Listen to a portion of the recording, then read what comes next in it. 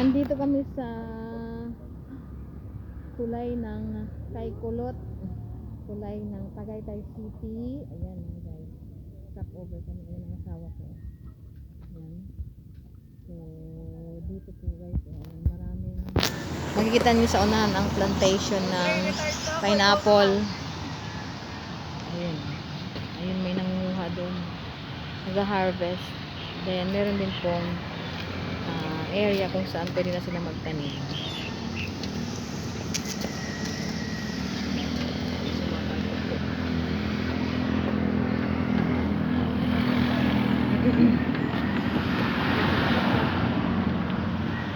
Yun doon po guys ay papuntang Tagaytay Public Market.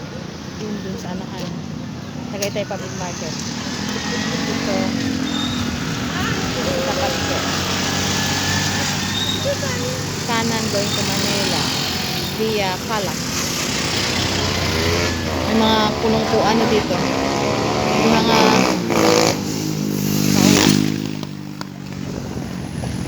and shout out sa aking darling. Uy, where's the sun? Okay, so medyo malamig na. Kami ay tuloy na po guys.